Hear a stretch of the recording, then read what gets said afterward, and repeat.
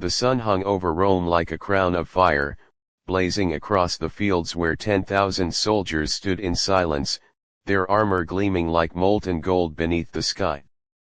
Among them, General Cassian Valerius, Rome's undefeated lion, watched the horizon where the Germanic tribes had gathered, a sea of wild banners and roars echoing through the valley. The earth trembled beneath the weight of war drums, the air thick with dust and destiny. Cassian rode his black stallion to the front line, eyes burning with both duty and weariness, for years of conquest had turned glory into grief. Yet today was different. This was not a war for Rome's pride, it was survival. As the horns of the empire thundered, the legions raised their shields and spears, forming the steel wall that had crushed nations. Cassian lifted his sword, the blade catching the sun like lightning, and shouted the words that would be remembered for centuries: for Rome, for honor, for the fallen. The charge erupted like a storm, swords clashed, arrows screamed, men collided in chaos so fierce the sky seemed to bleed.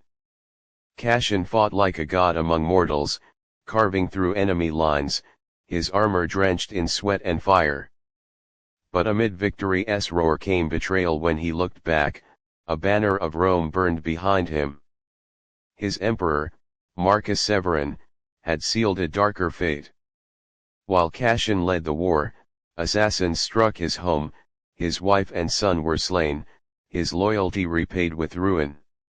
Rage consumed him more violently than the battle itself. He fell to his knees on blood-soaked ground, clutching his family's pendant, the war still raging around him as tears mixed with ash. That night, under the crimson sky, Cassian swore a vow that would shake empires: I will return to Rome not as your general, but as your vengeance. When dawn returned, it found Cassian Valerius bound in chains, his once golden armor torn and rusted with the blood of men who had once called him brother. The emperor's decree had spread like poison through the camps. Rome's most loyal general branded a traitor. His legions, the same soldiers who had marched with him through 100 battles, now stood silent as their commander was dragged before the imperial guards, stripped of title, rank, and name. That night, he was sold like cattle to a slaver's caravan headed for Zaphira, a desert province ruled by dust and blood, where men fought not for empire but for survival inside the gladiator pits.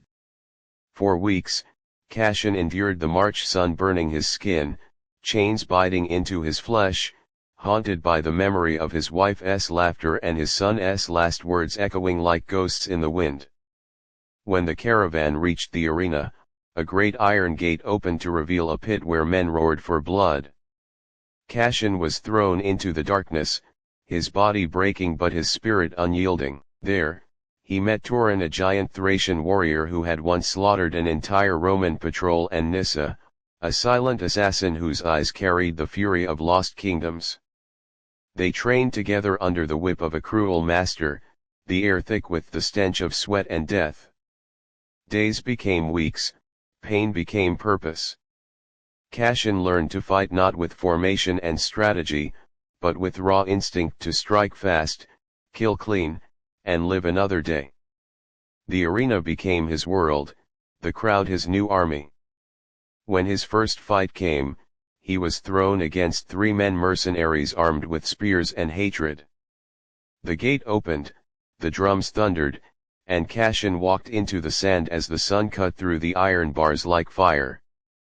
The crowd screamed for blood. He raised a broken sword, his heart heavy but eyes burning, whispering his vow under his breath: for Rome, for her, for them. When the first warrior lunged, Cassian's rage exploded like a storm, his blade moved faster than thought, cutting through flesh and armor. The arena erupted. The name the Lion of Zaphira was born that day.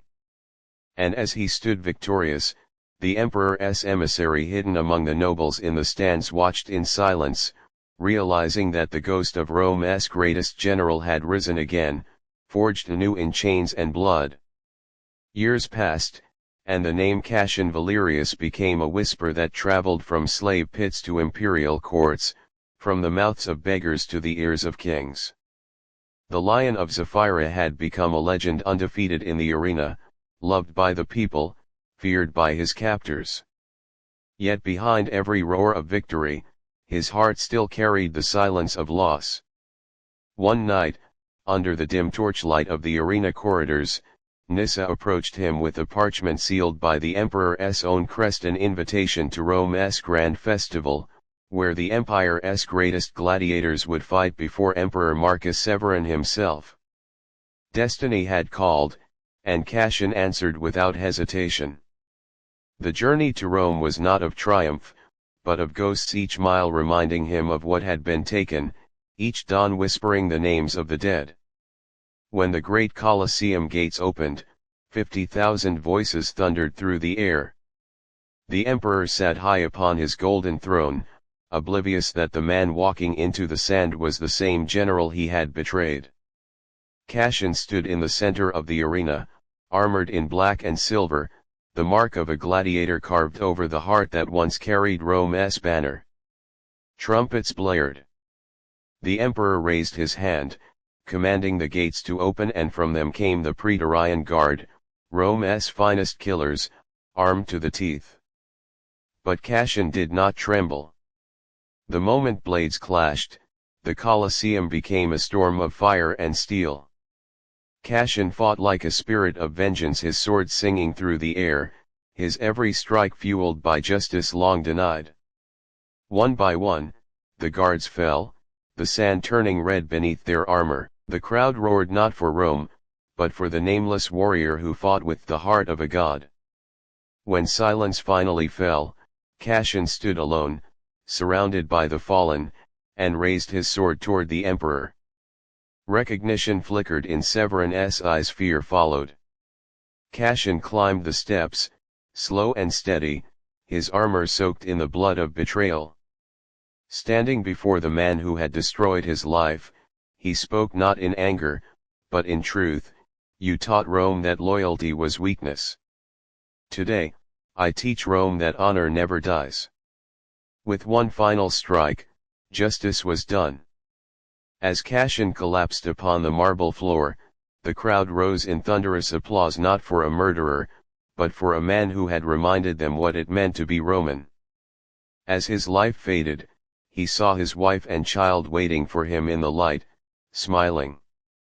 A calm smile crossed his face, and the Lion of Rome finally rested. The emperor's throne fell that night, and with it, the lies of empire.